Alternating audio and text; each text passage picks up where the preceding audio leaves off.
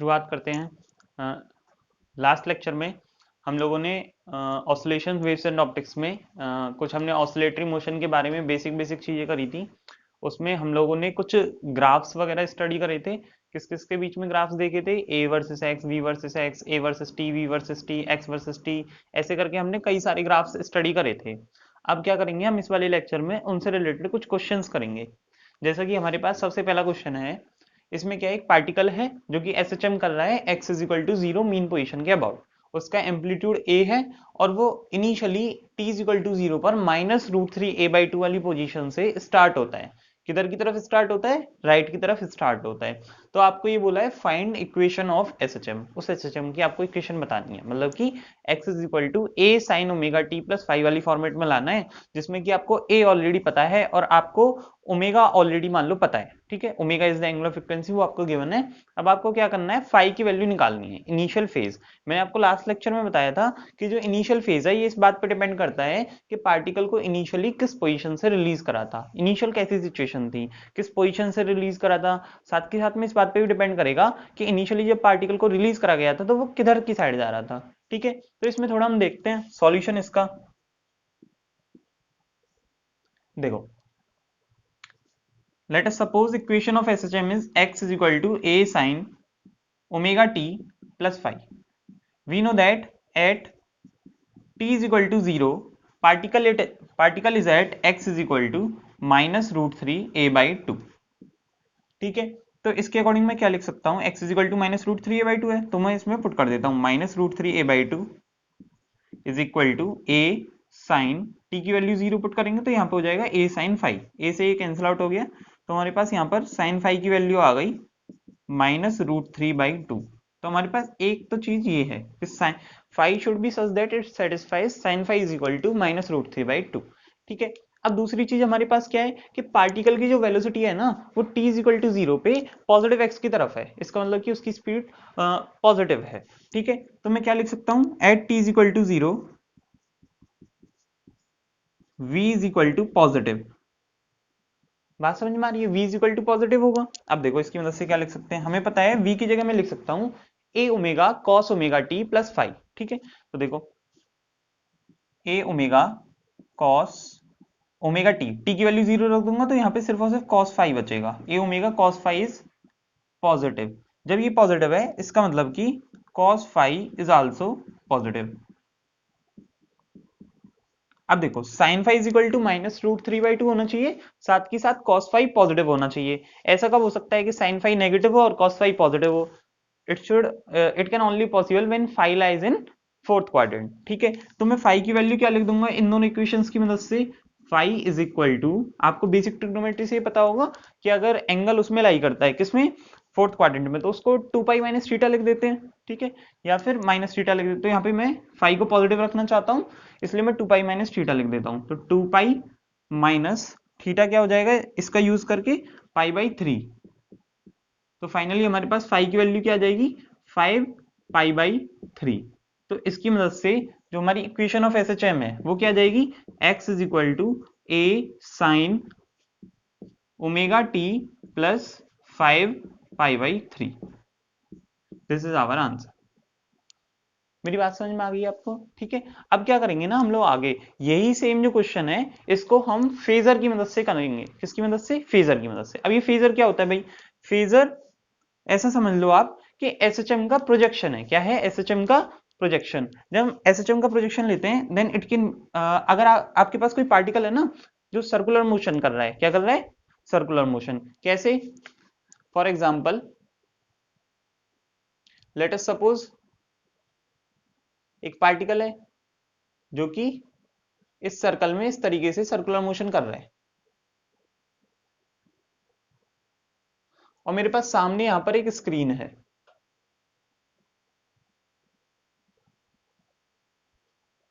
और मैं इधर से टॉर्च शाइन कर कर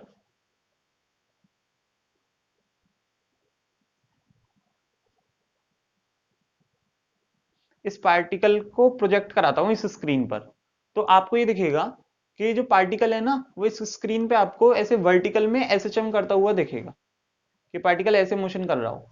सो वी कैन थिंक दैट कि जो सर्कुलर मोशन का प्रोजेक्शन होता है दैट इज बेसिकली एसएचएम। मेरी बात समझ में आ रही है? तो उसी को हम उल्टा लेकर हम एसएचएम के क्वेश्चन को सर्कुलर मोशन की हेल्प से सॉल्व करेंगे। कैसे? कि मान लो कि particle is moving in the circle, और वो ऐसा सर्कल है जिसकी रेडियस है ए।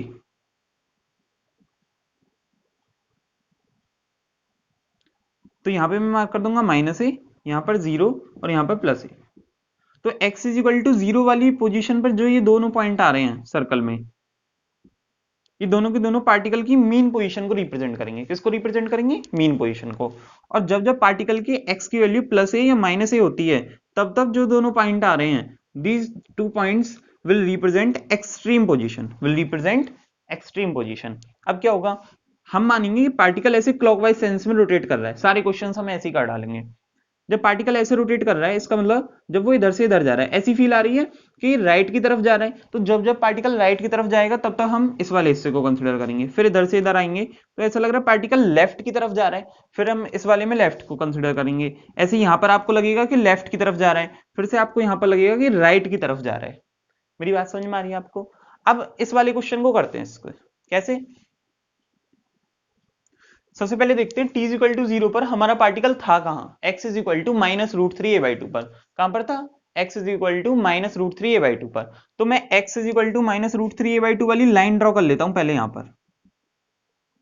x is equal to minus root three a by two. मेरी बात समझ में आ रही है आपको? अब मैं क्या करूंगा, ऐसे मेरे को दो पॉइंट मिल रहे हैं सर्कल पर, एक तो ये और एक ये। पर उसमें से हमारा वाला पॉइंट कौन सा है? हमारा वाला पॉइंट वो है जिस पर पार्टिकल राइट की तरफ जा रहा है। किधर जा रहा है? राइट की तरफ। ठीक है, तो राइट की तरफ कौन सा जा रहा है? ये वाला या ये वाला? ऑफ कोर्स ये वाला राइट की तरफ जा रहा है। तो इसका मतलब पार्टिकल इनिशियली इस पोजीशन पर था, पार्टिकल इनिशियली इस पोजीशन पर था। तो मैं क्या करूंगा, इस सर्कल के सेंटर से इसको ज्वाइन कर दूंगा। ठीक है, और फिर मैं देख लूंगा पार्टिकल इनिशियली मीन पोजीशन से स्टार्ट होता है, तो यहां से होता है, इस यहां से स्टार्ट हुआ था पार्टिकल। लेकिन हम देखते हैं कि उसकी मतलब मीन पोजीशन यहाँ पे है, जबकि वो t इक्वल टू 0 पर यहाँ पे है। इसका मतलब इनिशियली वो इतना फेज बना के, इतना एंगल बना के चल रहा था मीन पोजीशन से। ठीक है, तो अब ये कितना होगा, ये एंगल ही हमारा इनिशियल फेज हो जाएगा। मेरी बात समझ में आ रही है आपको? अब ये एंगल कितना होगा, बस ये कैलकुलेट करना है। तो इसके लिए क्या है, ये हमें पता है x इज इक्वल टू यहाँ पे minus root three a by two वाली पोजिशन है। तो जो इतनी लेंथ है, ये length is root three a by two. और हमें पता है कि ये रेडियस है, ये रेडियस कितनी हो गई a। तो ये जो इस ट्राइंगल के अंदर जो ये एंगल बन रहा है, ये एंगल कितना हो जाएगा? ये वाला एंगल, ये वाला एंगल कितना हो जाएगा? आप ट्रिग्नोमेट्री से बता सकते हैं सिंपल। कितना? पाई बाई, कितना हो जाएगा ये? Pi by six. ठीक है, क्योंकि आपको पता है cos 30 की value root three by two होती है। तो मैंने सिंपल बेस अपॉन हाइपोटेन्यूज कर दिया है। ये हो गया पाई बाई सिक्स। और कौन सा एंगल है? एक हमारा ये एंगल है यहां से यहां तक का। ये कितना है? Pi by two plus pi by two plus pi by two, that is three pi by two. तो हमारे पास जो फाइनल फाई आ रहा है हमारा initial phase, that is three pi by two plus pi by six. हम इसको solve करेंगे तो हमारे पास इसका क्या आंसर आ जाएगा? ये हमारे पास इसका आंसर आ जाएगा ये 10 पाई by six, that is 5 pi by three. तो हमारे पास यहां से भी सेम आंसर आ रहा है। समझ में आ रही है बात? तो ये जो फेजर है ना, अभी आपको फर्स्ट टाइम में हो सकता है ऐसा लगा हो, पर बाकी ये इतना सिंपलिसिटी से आंसर देगा। हम आगे भी और सारे क्वेश्चंस करेंगे, हमें ये सब करने की जरूरत नहीं है। बार बार ये चेक नहीं करना कि साइन फाइव पॉजिटिव कौन नेगेटिव क्या करना है, ये कुछ नहीं करना हमको। ठीक है, सिंपल फेजर में देखेंगे पार्टिकल राइट की तरफ है या लेफ्ट की तरफ। अगर राइट की तरफ होगा तो अपर हाफ वाला रीजन में कोई पॉइंट होगा, लेफ्ट की तरफ होगा तो लोअर हाफ वाले रीजन में कोई पॉइंट होगा। और उसमें हम एक्स की वैल्यू से लोकेट कर लेंगे कौन सा पॉइंट है, और फिर उसका इनिशियल, ये वाली जो वर्टिकल लाइन है इसके साथ उसने क्लॉकवाइज में कितना एंगल बनाया, that will be initial phase. मेरी बात समझ में आ रही है आपको? इतना आप नोट करें, फिर इससे हम आगे करते हैं। ठीक है, अब वही देखो, अब हमारे पास क्या है, नेक्स्ट क्वेश्चन है। इसमें क्या है, सेम उसी टाइप का है कि पार्टिकल का एम्पलीट्यूड ए है। अब की बार वो t is equal to zero पर प्लस ए बाई टू से स्टार्ट होता है, वो भी किधर की तरफ? लेफ्ट की तरफ। ठीक है, अब इस क्वेश्चन को क्या है ना, हम डायरेक्ट फेजर से करेंगे। देखो कितना सिंपल और कितनी जल्दी हो जाता है। देखो इसका सॉल्यूशन क्या होगा। सबसे पहले आपने एक सर्कल ड्रॉ कर लिया, उसके बाद में इसमें ऐसे मार्क कर लेना है माइनस ए प्लस ए, ये x is equal to zero. ठीक है, सबसे पहली बात पार्टिकल किधर है? प्लस ए बाई टू पर, तो प्लस ए बाई टू वाली लाइन ड्रॉ कर ली हमने। अब किधर की तरफ जा रहा है, लेफ्ट या राइट? हमें पता है लेफ्ट की तरफ जा रहा है। हमें पता है पार्टिकल सर्कल ऐसे करता है, लेफ्ट की तरफ कौन सा वाला पॉइंट है, ये वाला या ये वाला? ऑफ कोर्स ये वाला। इस लाइन को ऐसे जोड़ दिया, जोड़ दिया। अब क्या करना है, बस ये वाला एंगल सोचना है, ये एंगल कितना हो जाएगा। तो ये वाला एंगल क्या है, ये वाला π/2 प्लस में ये तो π/2 हो गया, प्लस में हमें ये वाला एंगल और देखना है। ये वाला एंगल कैसे निकलेगा, इस ट्राइंगल की हेल्प से, इस राइट एंगल ट्राइंगल की हेल्प से। ये तो हो गई ए, ठीक है, रेडियस। और ये कितना है, a/2। तो ये एंगल कितना हो जाएगा, 60 डिग्री। 60 डिग्री कितना होता है, π/3। तो हम कह सकते हैं इनिशियल फेज जो फाई है हमारा, वो कितना हो जाएगा, π/2 प्लस π/3। कितना हो जाएगा ये जोड़कर, 5 π/6। तो डायरेक्ट इक्वेशन क्या हो गई एसएचएम की, x is equal to a sin omega t plus 5 π/6। Answer हो गया। मेरी बात समझ में आ रही है आपको? एक बार आपको x as a function of time t मिल जाता है, कोई आपसे v as a function of time t पूछे, a as a function of time t पूछे, कुछ भी पूछ ले यार, सब निकल जाएगा। पर आपको ये आना चाहिए। आप अगर अच्छे से प्रैक्टिस करते हो, इस लेक्चर के बाद में आप ये दिमाग में ही निकालना सीख जाओगे कि इनिशियल फेज कैसे निकलता है। एक बार बस सेट हो जाना चाहिए। मेरी बात समझ में आ गई आपको? अगर ये आ गया हो तो हम अगले क्वेश्चन की तरफ मूव करते हैं, ठीक है, आगे देखते हैं। देखो भाई, कुछ कुछ उसी टाइप का क्वेश्चन है, फेजर की मदद से करेंगे, बहुत इजी पड़ेगा। देखो क्या है ये क्वेश्चन, वही पार्टिकल है जिसका एम्पलीट्यूड है a, इनिशियली वो t इज इक्वल टू 0 पे a/2 से स्टार्ट होता है राइट की तरफ, ठीक है। आपसे बोला गया है find out the time when it first time comes to rest, when it first time comes to rest, उतना आपको टाइम बताना है। t इज इक्वल टू 0 पे यहां से स्टार्ट हो गया, जब वो पहली बार रेस्ट पे आएगा। पार्टिकल रेस्ट पे कब आता है, जब वो एक्सट्रीम पोजीशन पे पहुंचता है। यहां से आपको पता चलेगा कि t इज इक्वल टू 0 पे पार्टिकल यहां से स्टार्ट हो गया, जैसे ही वो इस वाली एक्सट्रीम पोजीशन पर पहुंचेगा तुरंत वो क्या हो जाएगा, रेस्ट पे आ जाएगा। तो आपको यहां से यहां तक उसका कितना टाइम लैप्स हुआ ये निकालना है, ठीक है। तो फेजर की मदद से करते हैं, सेम पुराना वाला तरीका। सबसे पहले सर्कल ड्रॉ करेंगे, सर्कल ड्रॉ कर लिया, इसमें -a प्लस a मार्क कर लो, ये 0 हो गया, ठीक है। उसके बाद में देखो इनिशियली पार्टिकल कहाँ है, +a/2 वाली लाइन पर, +a/2 वाली लाइन बना दी। उसमें भी पार्टिकल किधर की तरफ जा रहा है, राइट की तरफ या लेफ्ट की तरफ? पार्टिकल राइट की तरफ जा रहा है, पार्टिकल राइट की तरफ जा रहा है, पार्टिकल राइट मतलब ये वाला पॉइंट है, ये वाला पॉइंट है। इसको ऐसे जोड़ दिया, इनिशियली ये एंगल कितना हो गया, देखो ध्यान से, ये है a/2, ये है a, तो ये एंगल कितना हो गया, ये एंगल कितना हो गया इस वाले ट्राइंगल का। तो हमें पता है अच्छे से, ये वाला एंगल हो जाएगा हमारा कितना, π/3, ठीक है। cos π/3 की वैल्यू हाफ, ये एंगल π/3 है, तो ये वाला एंगल कितना हो जाएगा, पाई माइनस π/3। तो पाई माइनस π/3, सॉरी, π/2 माइनस π/3। तो this initial angle phi is equal to π/2 minus π/3। तो ये कितना हो जाएगा हमारे पास, π/6। पर ध्यान से, इस बार क्वेश्चन की डिमांड ये है ही नहीं। क्वेश्चन में कहीं भी आपसे ये नहीं पूछा गया है कि पार्टिकल के एसएचएम की इक्वेशन क्या है, ऐसा कुछ नहीं पूछा। उन्होंने पूछा है find out the time when it first time crosses, when it first time comes to rest. Particle ने यहां से चलना स्टार्ट किया, सबसे पहली बार वो एक्सट्रीम पोजीशन पे कब पहुंचेगा, ये वाला पॉइंट बताया था अभी थोड़ी देर पहले कि ये वाला पॉइंट एक्सट्रीम पोजीशन को डिनोट करता है।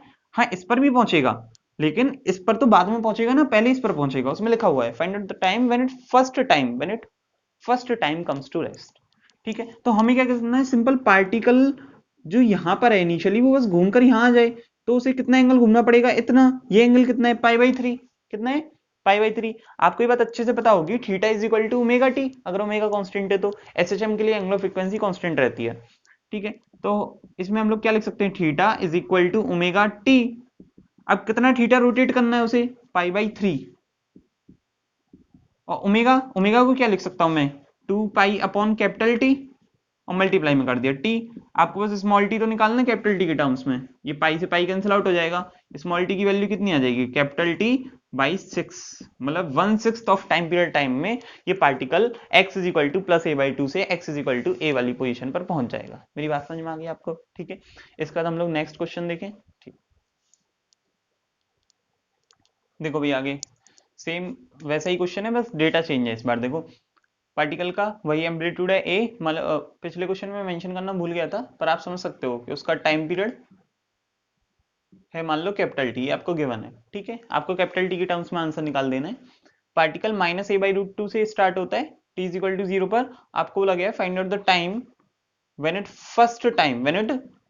First time comes to rest, पहली बार रेस्ट पर आ जाए, कब होगा देखो ये पार्टिकल पहली बार कब रेस्ट पे आएगा, ये पार्टिकल ऐसे जाएगा, फिर उसके बाद में जब ये इस पोजीशन पे पहुंच जाएगा तब ये फर्स्ट टाइम रेस्ट पे आएगा, क्योंकि we know that particle gains zero speed at extreme position. ठीक है, तो सेम वही फेजर वाला काम करते हैं। सबसे पहले क्या करना है, सर्कल बना लिया, सर्कल बना लिया, उसके बाद क्या करना है, इसमें मार्क कर दो माइनस ए प्लस ए, माइनस ए फिर प्लस ए। अब देखो इनिशियली पार्टिकल कहां पर है, देखो minus a by root two पर, minus a by root two वाली लाइन बना देते हैं, देखो minus a by root two. ठीक है, इसमें भी पार्टिकल किधर की तरफ जा रहा है, राइट या लेफ्ट, राइट, पार्टिकल राइट की तरफ जा रहे हैं, राइट कौन सा वाला पॉइंट हो जाएगा, ये इस वाले पॉइंट, तो मैंने इसको यहां से यहां ज्वाइन कर दिया। ठीक है, मेरी बात समझ में आ रही है आपको। सबसे पहले एक काम करते हैं, ये एंगल निकाल के रख लेते हैं, आगे काम पड़ जाए। ये डिस्टेंस हमें पता है ए बाई रूट टू, ये है ए, तो ये एंगल कितना हो जाएगा 45, यानी कि पाई बाई 4।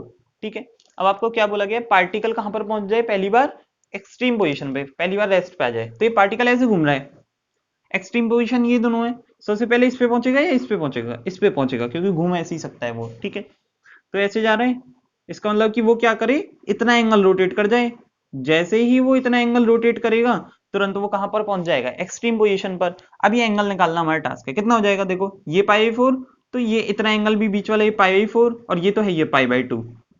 ठीक है, तो कुल मिला के जितना उसे एंगल रोटेट करना है थीटा, कितना हो जाएगा pi by 4 plus pi by 2,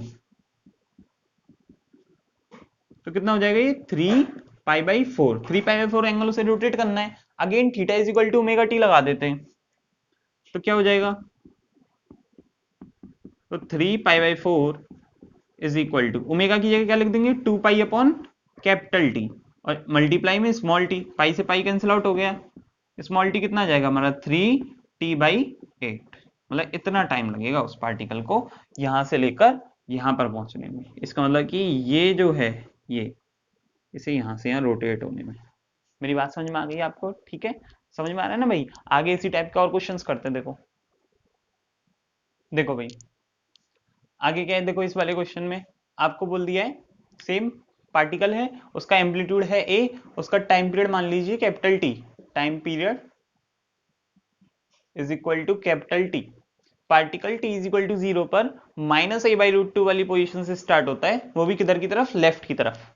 आपसे बोला गया है find out the time when it first time gains maximum velocity, उसकी मैक्सिमम वेलोसिटी हो जाए जब पहली बार। मैक्सिमम वेलोसिटी कहां होती है बताया था आपको, कहां पर होती है, मीन पोजीशन पर या एक्सट्रीम पोजीशन पर, एक्सट्रीम पर तो 0 होती है, मीन पोजीशन पर मैक्सिमम वेलोसिटी होती है, जिसका फॉर्मूला क्या होता था, ए ओमेगा। ठीक है, अब देखिए पार्टिकल क्या होगा, पहले ऐसे जाएगा, फिर उसके बाद यहां से एक्सट्रीम पोजीशन से पलटी मारकर वापस आएगा, और फिर इस टाइम पर ये मीन पोजीशन को क्रॉस करेगा, और मीन पोजीशन पे क्रॉस करते टाइम ही इसकी वेलोसिटी मैक्सिमम होगी। मेरी बात समझ में आ रही है। तो अगेन ये क्वेश्चन भी हम लोग फेजर से ही करेंगे। देखो क्या करना है, सबसे पहले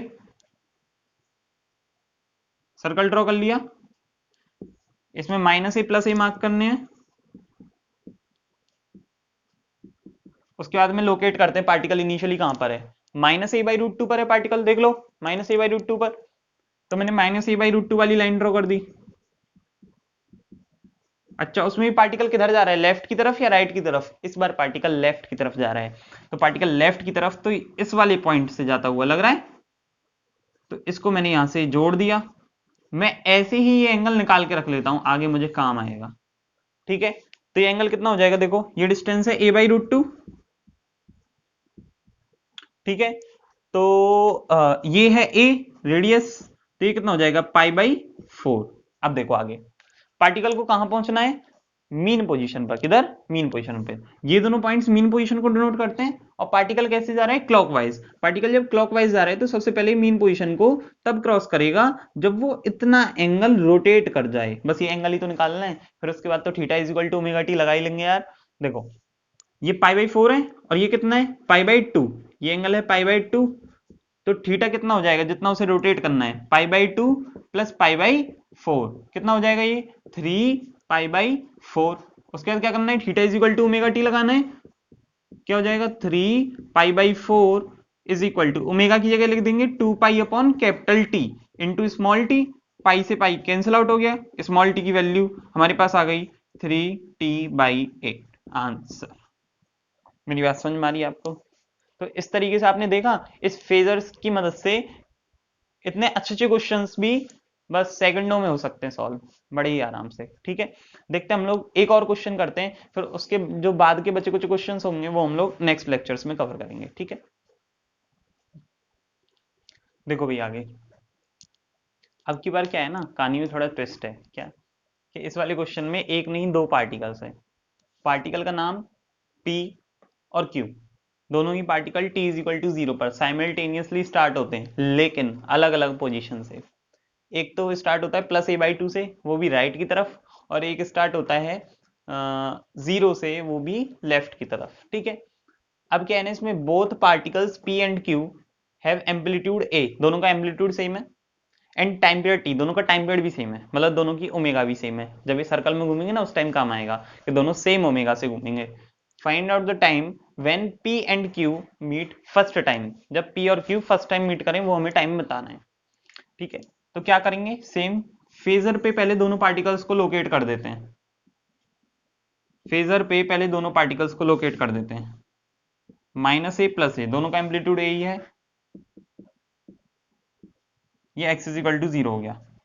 ठीक है, t इज इक्वल टू 0 पे दोनों पार्टिकल्स को लोकेट करते हैं। पार्टिकल p कहाँ है, +a/2 पर, तो +a/2 वाली लाइन बना दी।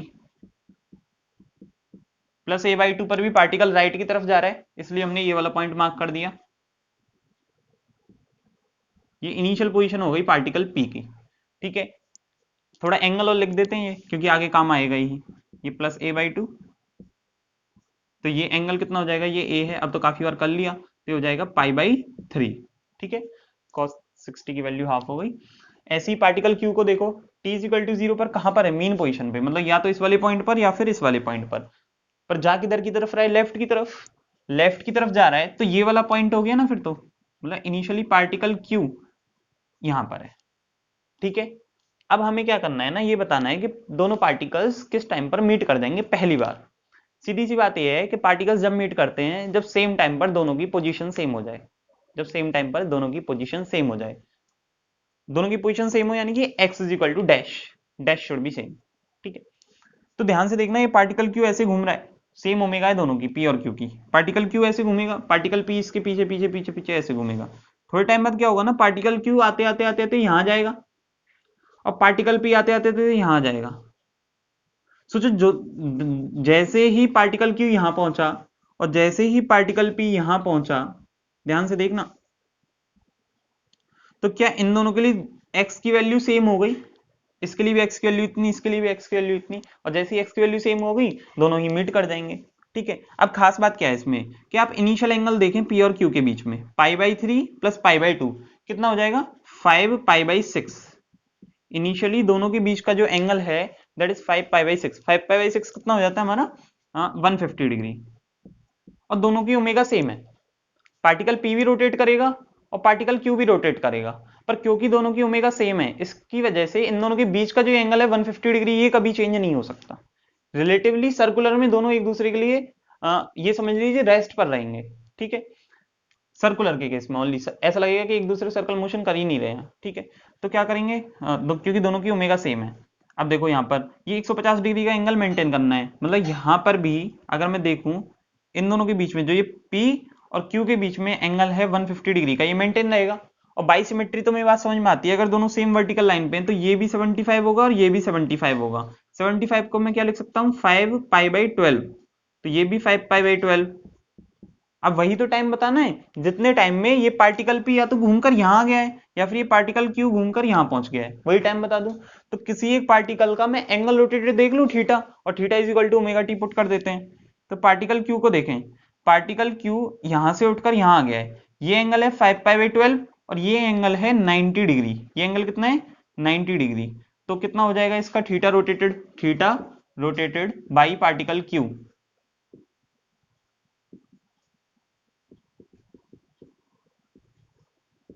कितना हो जाएगा, π/2 प्लस 5π/12। ठीक है, तो कितना हो जाएगा, 11π/12। इतनी तक बात समझ में आ गई।